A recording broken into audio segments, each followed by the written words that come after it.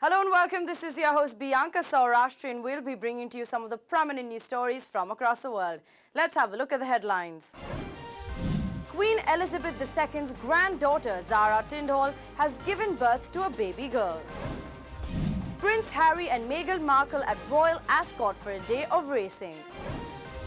United Kingdom reviews medical marijuana ban after an outcry over sick kids. US-China business leader urges further talks on the trade tariffs. US-South Korea agree to suspend joint military exercise. Let's have a look at the stories in detail. Queen Elizabeth II's granddaughter Zara Tindall has given birth to a baby girl. Buckingham Palace said that the baby is the second child of Zara and Mike Tindall, a former English rugby player. The baby was born on 18th June 2018 and has yet not been named. The palace said that the baby weighs 9 pounds 3 ounces, that is 4.2 kilograms. The palace said that the Queen and the other senior royals are delighted with the news. The baby is the 7th great-grandchild of Elizabeth and her husband Prince Philip. Zara Tindall is the daughter of Princess Anne and Mark Phillips, who are divorced. She is an accomplished equestrian who won a silver medal at the London Olympics in 2012.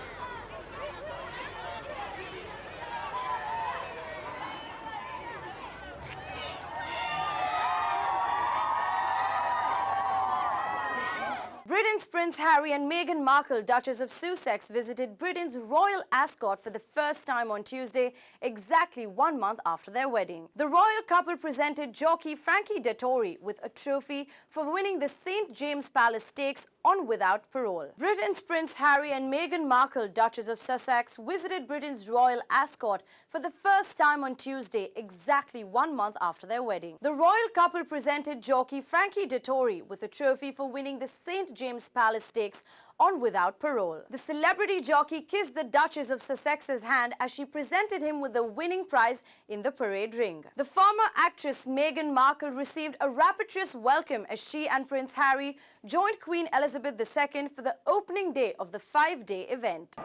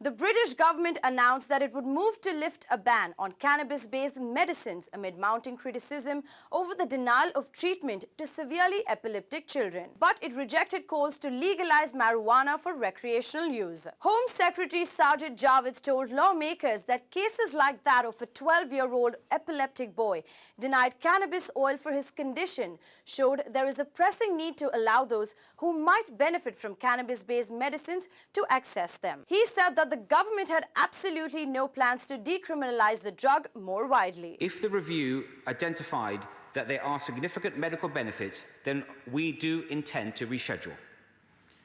We have seen in recent months that there is a pressing need to allow those who might benefit from cannabis-based products to access them. As a father, I know there is nothing worse than seeing your child suffer. The change in stance came after the government relented and allowed a 12-year-old Billy Caldwell to receive cannabis oil treatment that his mother said was needed to prevent life-threatening seizures. His mother, Charlotte Caldwell, has called for the laws governing medicinal marijuana use in Britain to be liberalized by saying that cannabis oil is the only treatment that has warded off her son's seizures. Sargent said that if a review by the country's chief medicinal officer identified cannabis-based treatments with significant medicinal benefits, they would be legalized. The cases of Billy Caldwell and other sick children have put Britain's drug laws under scrutiny. This step is in no way a first step to the legalization of cannabis for recreational use. This government has absolutely no plans to legalize cannabis, and the penalties for unauthorized supply and possession will remain unchanged. We will not see a dangerous president or weaken our ability to keep dangerous drugs off our streets. The approach that we will be asking the review to consider will be no different than that has been used before for controlled drugs where there is evidence of medical benefits. Recently, former British Foreign Secretary William Hague joined a growing number of politicians and medical experts calling for the government to legalize marijuana. It's important that we base whatever we do on scientific fact. It's important that we base whatever we do in evidence, not just bowing to what might be popular sentiment.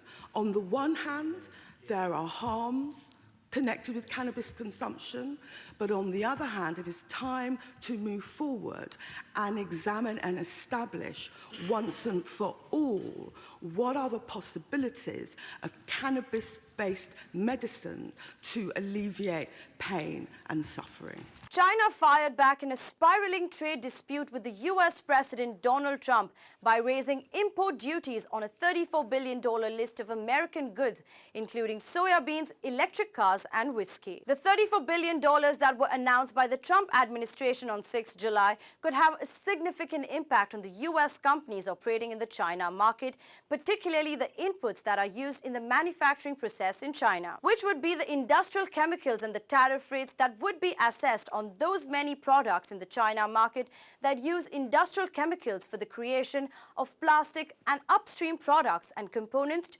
used by many downstream producers in the China market. The $34 billion that were announced by President Trump to be implemented on July 6th could have a significant impact on U.S. companies operating in the China market, particularly for the inputs that are used in the manufacturing process in China. One that we've heard from our member companies is industrial chemicals and the tariff rates that would be assessed on those. Many products in the China market use industrial chemicals for the creation of plastics, for upstream products and components that are used by many downstream producers in the China market.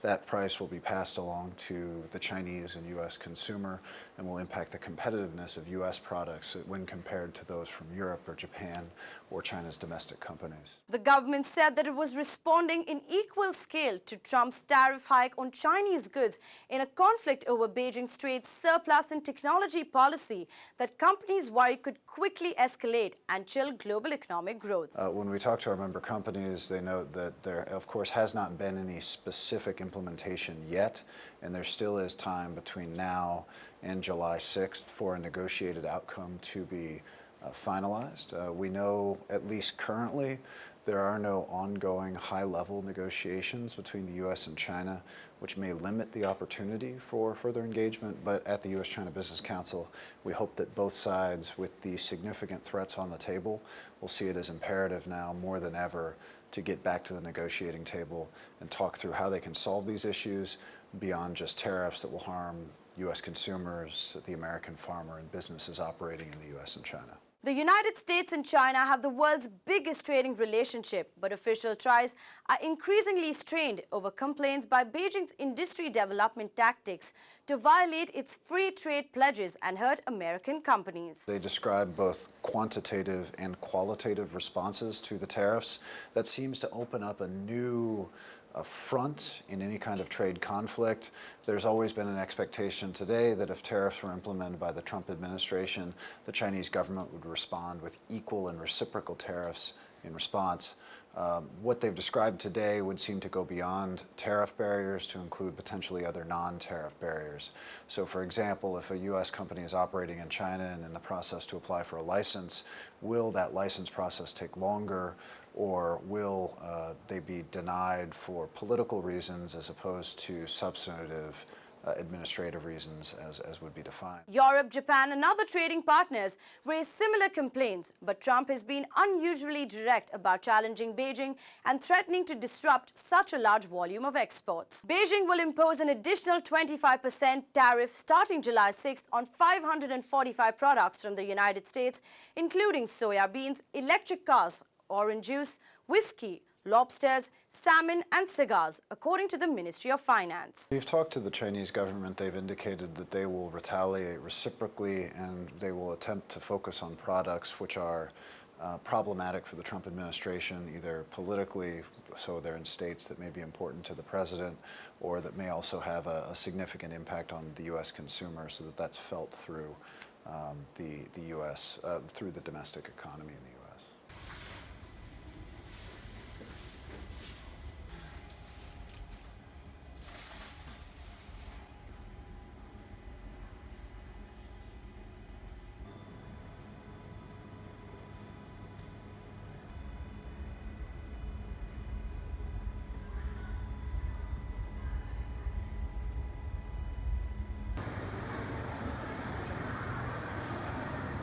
The United States and South Korea have agreed to suspend a joint military exercise scheduled for August, South Korean and U.S. officials said on Monday, following President Donald Trump's pledge to end war games after his summit with North Korean leader Kim Jong-un last week. In a press briefing, the South Korean foreign minister stated that the troop suspension is a joint military decision between the United States and the South Korean military authorities. This is a goodwill gesture to strengthen the dialogue momentum at this point. It could be irreversible if North Korea does not live up to its denuclearization commitment. A Pentagon statement confirmed the suspension and added that there would be a meeting between the Secretaries of Defense and State as well as Trump's national security advisor on the issue this week. The troop suspension, the drills suspension, is a joint decision between the United States and ROK military authorities. I think we've made it clear that this is a goodwill gesture to strengthen the dialogue momentum at this point, but they are not irreversible.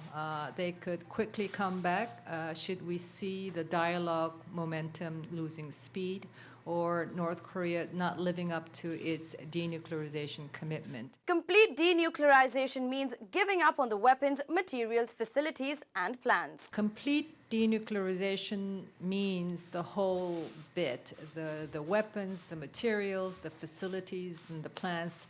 And so yes, it would of course include the Yongbyon complex. Well, that's all for today. Thank you so much for watching.